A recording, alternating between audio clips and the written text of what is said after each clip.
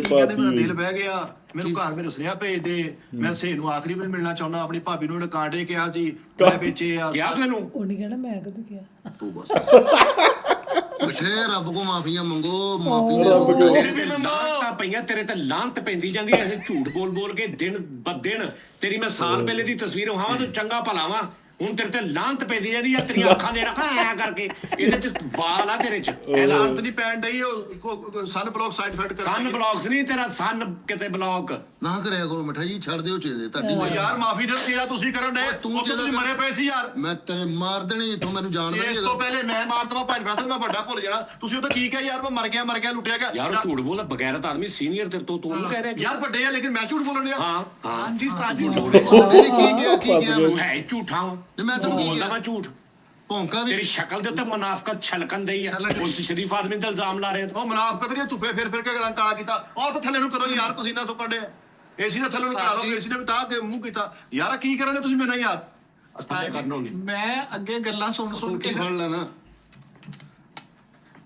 ਮੈਂ ਉਸਤਾਦ ਜੀ ਅੱਗੇ ਗੱਲਾਂ ਸੁਣ ਕੇ ਹੈਰਾਨ ਹੋ ਰਿਹਾ ਸੀ ਕਿ ਇਹ ਕਹਿ ਰਿਹਾ ਬਿਮਾਰ ਆ, ਫਲਾਂ ਹੋ ਗਿਆ। ਮੈਨੂੰ ਮਿਲੇ ਅੱਗੇ ਚੰਗੇ ਭਲੇ, ਯੈਸ ਸਰ। ਉਹ ਯਾਰ ਤੂੰ ਮੈਨੂੰ ਤੂੰ ਨਹੀਂ ਮੈਨੂੰ ਕਿਹਾ ਯਾਰ, ਤੂੰ ਭਾਈ ਫੈਸਲ ਬੁਲਾਉਂਦੇ ਉਦੋਂ ਇਹਨੇ ਮੈਨੂੰ ਕਿਹਾ ਯਾਰ ਮੈਂ ਮਰ ਗਿਆ, ਮੈਂ ਲੁੱਟਿਆ ਗਿਆ, ਮੇਰੇ ਤੂੰ ਸ਼ਿਵ ਕਿਹਾ?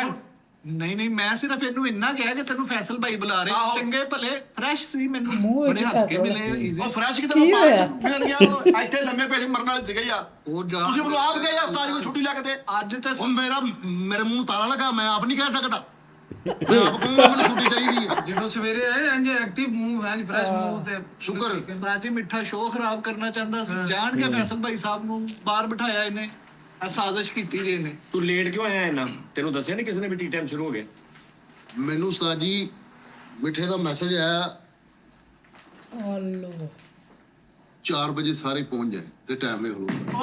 ਉਹ ਕਰਦੇ ਨਹੀਂ ਭਰਾਵਾ, ਵੈਸੇ ਤਾਂ ਸਲਮਾਨ ਸਾਹਿਬ ਕਰਦੇ। ਤੇਰਾ ਹੀ ਆ, ਤੇਰਾ ਹੀ। 4 ਵਜੇ ਦਾ ਤੂੰ ਮੈਨੂੰ ਵੀ ਕੀਤਾ ਹੀ ਆ, ਸਾਰਿਆਂ ਨੂੰ ਕਹਿੰਦਾ ਮੈਂ ਕਰਤਾ। ਤੂੰ ਕਿਹਾ 4 ਵਜੇ ਨਾਲ ਪਹੁੰਚ ਜਾਣਾ ਸਾਰੇ। ਕੀ ਮੈਂ ਚਾਹੁੰਦਾ 4 ਤੂੰ? ਮੈਂ ਵਜੇ ਫੈਸਲ ਨੂੰ ਕੱਢ ਦਵਾਂ? ਏਡੀ ਤੂੰ ਗੇਮ ਪਾ ਰਿਹਾ।